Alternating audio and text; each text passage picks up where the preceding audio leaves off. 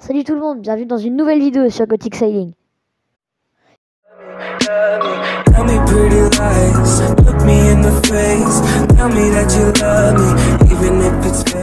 Et oui, il y a 3 mois tout juste, c'était impossible, c'était même inimaginable de me voir actuellement en train de tourner une vidéo pour une chaîne comme ça.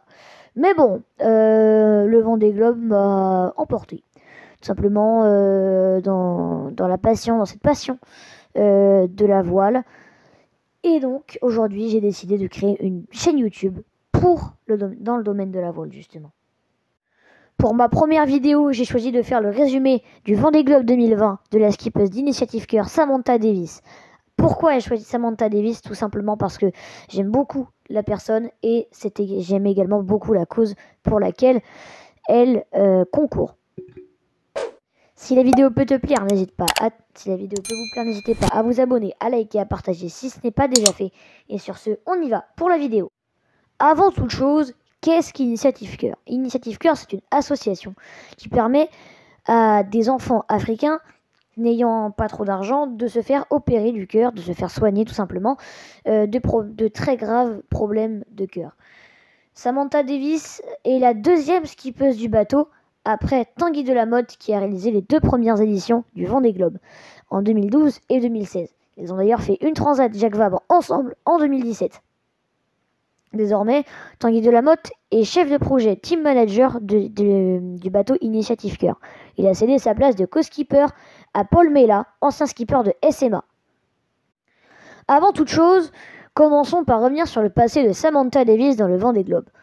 On commence tout d'abord en 2008 où elle se fait connaître par son exploit retentissant. Elle arrive 4e de la compétition, ce que personne n'avait réussi à faire depuis Hélène MacArthur en 2001 qui s'était classée 2e derrière Michel Desjoyaux. Elle est suivie de près d'ailleurs cette même édition par Di Cafari qui termine elle 6e.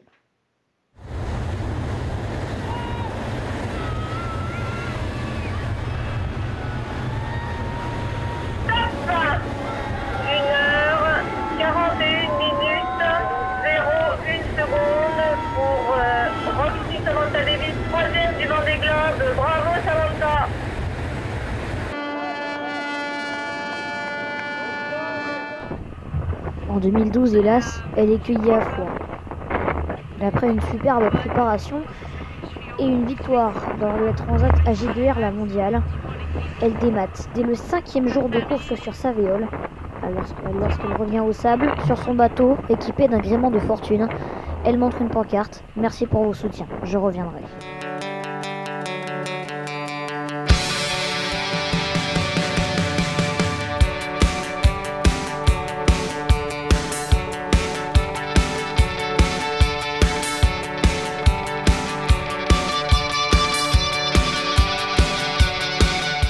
Ce 8 novembre 2020, Initiative Cœur est sur la ligne de départ pour la 3e fois, aux côtés des 32 autres skippers et voiliers, record absolu de participation à la compétition. Concurrent pour les enfants en 2012 et 2016, 10e en 2012 d'ailleurs, avec 25 enfants sauvés, Tanguy Delamotte a passé la barre de l'IMOCA à la rayonnante Samantha Davis, l'une des 6 femmes, record absolu là encore, à prendre le départ de la 9e édition du Vendée Globe, parmi lesquelles figurent aussi Isabelle Joschke, sa copine qui a pris le relais de Bertrand de Broc à la barre de MACSF. Son départ est remarquable. Elle fut 4e, ce fut son meilleur pointage, lors de la descente de l'Atlantique et figure parmi les premières durant toute la descente. Mais arrivée au cap de Bonne-Espérance, une avarie majeure la met son édition 2020 en danger. L'IMOCA Initiative Cœur heurte un ovni, cogne un ovni, le verdict est sans appel, la structure de soute est touchée et surtout la quille est fragilisée. Après avoir tout tenté pour réparer, le verdict est sans appel, elle doit abandonner, car elle est dans l'obligation d'accoster à Cape Town pour que son équipe répare. Voilà, le bateau est stable. J'avance sur Tourmentin, petite voile de tempête, très doucement, avec le vent et la grosse mer derrière pour essayer de soulager un maximum le bateau. Il y a des dégâts en plus de mes côtes. On y va. Du coup là je suis dans le puits de quille. Et un peu d'eau parce que le trou où il y a le vérin, ça s'est fissuré. Et l'étanchéité s'est diffait. Mais maintenant j'ai réussi à remettre et donc ça fuit plus, voilà, juste un tout petit peu. Je vide de temps en temps. Donc les fissures ici, on voit bien que tout ça n'est plus collé. Vous voyez? Donc en fait ici il est fissuré ce cloison en travers, en entier. Et puis il est plus attaché là. Sur l'autre côté, du coup il est complètement plié aussi.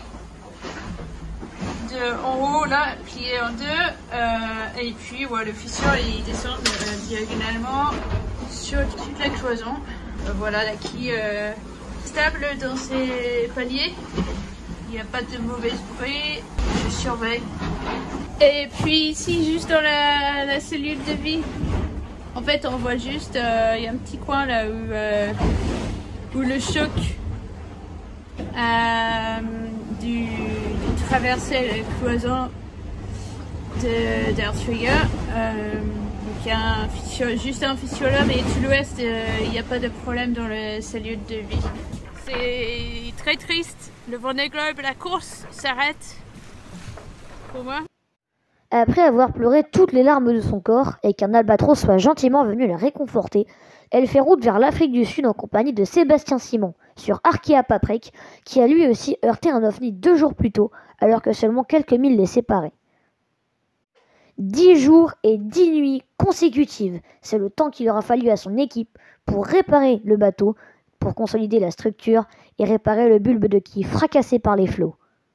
Au final, elle prend un deuxième départ, le départ du Cap, donc, le 14 décembre, avec un jour de retard sur Harry Ushela, qu'elle double 3 jours après son deuxième départ, alors qu'elle gagne du terrain sur Alexia Barrier. Alors qu'elle arrive au Cap Horn, elle a dépassé Alexia Barrier.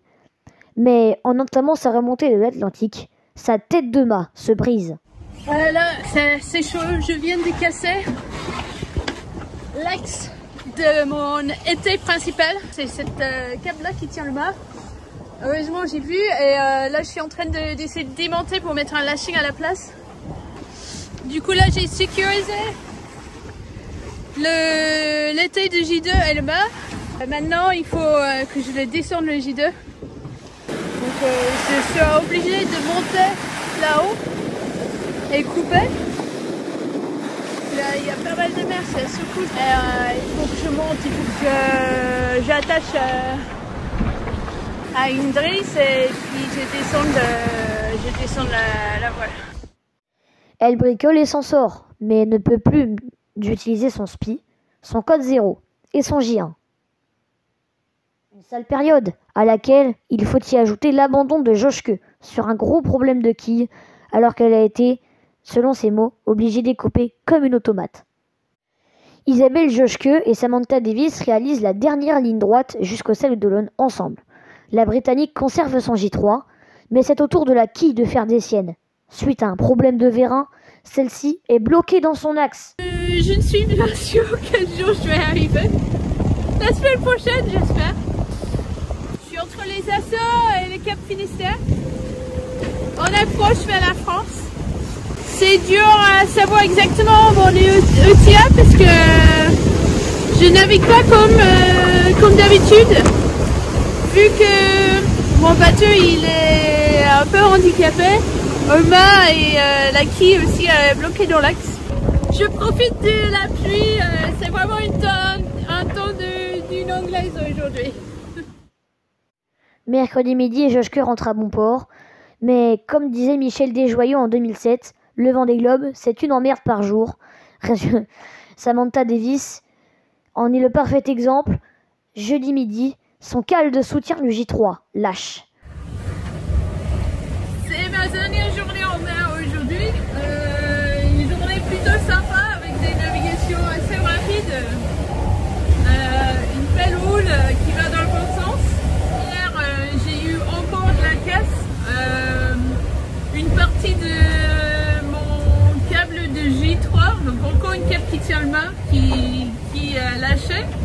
J'étais obligée de bricoler et le remplacer. Donc je continue à vraiment faire attention au bateau et aussi je profite quand même de ces dernières heures en mer. Dans la nuit de jeudi à vendredi, elle rend un magnifique hommage à ses supporters, mais également à son association, en dessinant un cœur dans la mer au large de l'île-Dieu. La skipper d'Initiative Cœur coupe la ligne d'arrivée à 13h02 ce vendredi. Elle est accueillie en fanfare dans le chenal des Sables d'Olonne, rejoint par son mari Romain Athanasio, son fils Ruben, mais également Junior, un enfant opéré grâce à ce Vendée Globe et à l'épopée de Samantha Davis. Première partie, c'était vraiment génial, juste comme je voulais faire. Et j'ai adoré le bagarre dans les premiers 10. Je pense que j'ai bien navigué. Et puis, c'était vraiment la mauvaise chance, la roulette russe de heurter un ovni. Là, j'ai eu le frayeur de ma vie. Je pensais que peut-être le bateau allait couler tellement le choc était violent.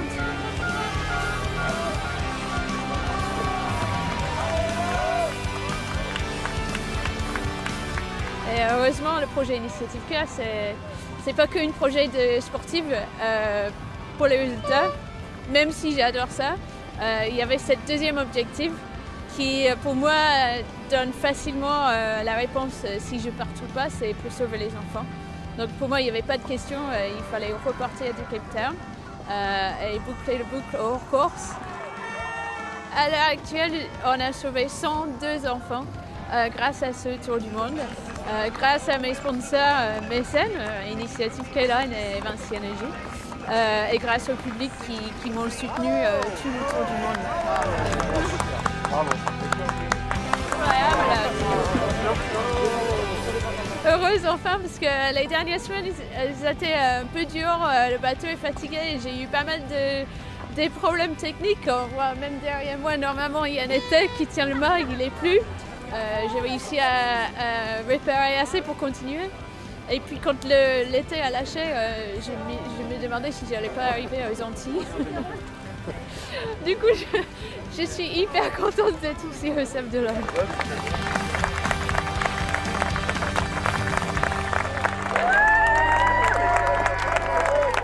Après s'être amarrée au quai, elle rejoint trois autres skippers. Isabelle Joschke, premièrement, Miranda Méron sur Campagne de France, mais également Manuel Cousin sur Groupe Sétain, arrivés eux en course.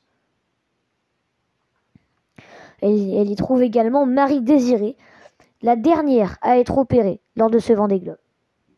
Une troisième participation qui se termine donc hors course, certes, mais qui est comme une victoire, non seulement pour l'association, mais également pour Samantha Davis.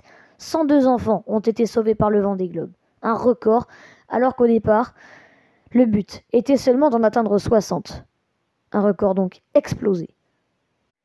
Voilà, c'est déjà la fin de cette vidéo. Merci beaucoup de l'avoir suivi. J'espère qu'elle vous aura plu. En tout cas, moi, ça m'a énormément plu d'être avec vous et de vous poster cette première vidéo. On se retrouve très prochainement, enfin la semaine prochaine, pour une nouvelle vidéo. N'hésitez pas à vous abonner, à liker et à partager si ce n'est pas déjà fait. Et d'ici là, moi, je vous dis à très bientôt pour une nouvelle vidéo. C'était Gothic. Ciao, ciao. Bye.